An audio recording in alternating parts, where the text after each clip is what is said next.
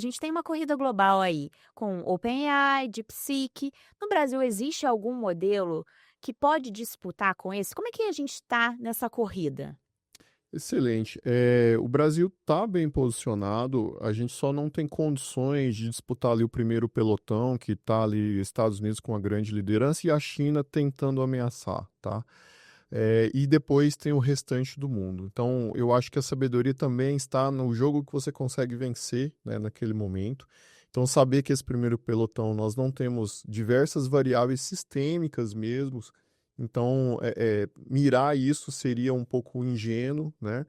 Então, a nossa disputa é ali Coreia do Sul, Alemanha, Inglaterra. Isso sim é uma chance que a gente pode competir e ter uma chance de ganhar, né?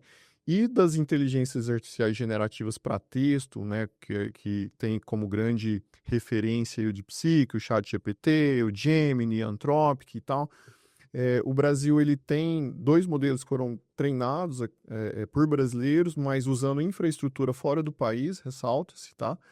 Não há infraestrutura no Brasil ainda que permita você fazer coisas nesse sentido. E, inclusive, na semana passada a gente divulgou um leaderboard de tarefas em português brasileiro, mostrando a liderança do Gemini 2.5 Pro, tá? Mas depois disso tem uma disputa ali pelo segundo lugar muito interessante, com um excelente desempenho do Sabiá, né, que é da startup Maritaca, e que mostra que ela é muito competitiva para o português brasileiro. Então, não são assim startups que competem globalmente na língua inglesa, tal como o DeepSeek, mas quando a gente fala assim, aplicações brasileiras para produtos, né, que tocam no português, no atendimento ao cliente, na otimização de processos ali de documentos, aí sim existem tecnologias competitivas já feitas aqui com tecnologia nacional. E Anderson, tudo bem que a gente tem essas tecnologias desenvolvidas para língua local, né, para o português. Mas o Brasil é um país de dimensão Grande. grande, continental. Sim. Por que que não pega? Por que que o brasileiro usa o ChatGPT e não usa o Maritaca? Excelente questão, né? E, inclusive, quando a gente divulgou isso na semana passada, várias empresas que até mesmo estão no ecossistema, assim, nossa, a gente não sabia que estava tão competitivo, né? O Maritaca, por exemplo, né? Mas faz parte porque é a questão do ecossistema de inovação, né? O ecossistema americano ele é muito poderoso, muito rico por diversos fatores. Então, qualquer coisa que aconteça no mundo, alguém vai ganhar muito dinheiro lá, né? Por essa prontidão de risco, tá? E o ChatGPT, querendo ou não, foi o primeiro e vai colher frutos o restante da história, nem que seja econômicos ou não, sobre esse pioneirismo, né? Então, mesmo o DeepSeek, por mais que ele tenha um desempenho similar, ele não é o mais usado, ainda é o ChatGPT, tá? Então, a inovação nos diz muito sobre isso, né? Quem chega primeiro se estabelece bem, o restante tem muito mais dificuldade para se sobressair. Então, esse mérito é deles, de fato, tá? E a gente tem um pouco, né, talvez de um sentimento de inferioridade, a gente sai daqui, visita o Vale do Silício, que é legal pra caramba, mas se eu chamar para ir lá em Goiânia, né? Então, não só do brasileiro, né, mas nós latinos em geral temos um pouco dessa dificuldade de autoconfiança, tá? Isso não é nenhum segredo, mas eu acho que tem muita coisa boa acontecendo por aqui. Entendi. E acho que também tem uma diferença entre o chat GPT e o GPT, né? Chat GPT é como se fosse o carro, o GPT é o motor. E quando a Exatamente. gente fala do Maritaca, está muito mais no motor, na Sabiá, do Exatamente. que numa aplicação Sim, que o consumidor ou um profissional para uso individual vai usar. Isso é muito mais falando de motores, né? sim, E aí, exatamente. entrando nessa questão de motores, a gente tem sido acostumado a mídia nos mostra que ele está muito correlacionado a investimento, né? Sim. Quantos bilhões de dólares estão sendo investidos em melhorar esses modelos através de infraestrutura, NVIDIA, etc. É, qual é o lugar do Brasil? Qual é a oportunidade que o Brasil tem de se destacar, dado que a gente tem uma restrição natural de orçamento? Sim. E aí, se você puder contar um pouquinho do que o CEIA fez e que não foi necessariamente divulgado, e, é, e que teve, por um tempo, inclusive, à frente da China, em termos Sim. de eficiência de modelo, ia ser muito legal da audiência conhecer. Perfeito. Eu acho que assim, nós como ecossistema brasileiro, a gente tem uma chance maior na aplicação de tecnologias. A gente, por questões estruturais mesmo, é muito difícil a gente competir na linha de frente da disrupção, tá? E aceitar isso eu acho que é uma questão de sabedoria, né? A gente não tem variáveis muito positivos nesse sentido. As soluções de IA, elas precisam de 3 ingredientes principais, tá?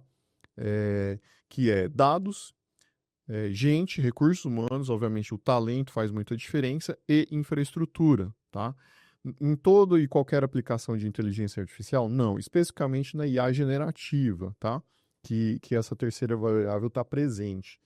E a gente é um país grande, a gente é uma máquina de dados, você pega o SUS, ele é uma máquina de dados para a saúde, não é qualquer país que tem essa característica, ressalta assim. Então é muito favorável nesse aspecto ser um país de dimensões continentais como o nosso. Qualquer coisa, aplicação de agro, saúde, segurança, gera muito dado, tá? Então essa variável é muito favorável a nós. Depois, de talentos, o Brasil é um dos 15 maiores produtores científicos de inteligência artificial. Só que a gente produz conhecimento, mas quando a gente vai para os indicadores de inovação, nós somos ali 70 e alguma coisa, se não me falha a memória. Quer dizer, existe um gap exatamente nisso, entre produzir conhecimento e gerar inovação, tá? Então, esse é o nosso desafio.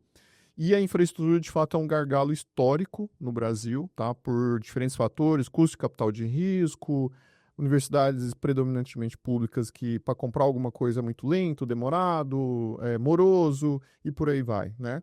Então, essa terceira variável é difícil. Dentro do centro de IA, a gente tentou atacar essas variáveis trazendo a iniciativa privada, já há 15 anos, tá? Não é de agora, e a gente já fez produtos que chegam a 90 milhões de pessoas no Brasil. Quando eu conto isso, as pessoas ficam surpresas, tá? Nossa, eu não fazia. Pô, sério mesmo? É sério. 15 anos fazendo inovação. Muita coisa deu errado, mas o que deu certo chega a 90 milhões de pessoas hoje. É mais pessoas do que a quantidade que votou nas últimas eleições municipais, né? Por quê? Porque a gente já fez produto para finanças, para saúde, para logística, para entretenimento. Então, muito provavelmente você que está nos ouvindo, né, a chance é quase de 50% de você ser usuário de pelo menos um produto digital que a gente ajudou a viabilizar, né? Só que fica lá a marca da empresa, claro, ela que está tomando risco. A gente foi um instrumento ali do processo, né? E a gente tem essa característica inovadora, né, mesmo estando dentro de uma universidade, que não é tão comum aqui na América Latina em geral, e eu diria que até pouco tempo atrás a gente estava até melhor posicionado do que os chineses. A gente já fez muito modelo de linguagem, só que mais específico, nichado, ou para marketing, ou para saúde, não esses generalistas, porque a infra por trás disso é muito cara, tá? E aí realmente a China teve uma reação muito rápida e muito forte a ponto de entrar nessa disputa aí pela liderança global. Mas mostra um pouquinho de sintomas de como a gente é competitivo, né, e que a gente de fato tem condições ali de brigar ali no G10, G8, né, que é algo mais compatível para a nossa realidade.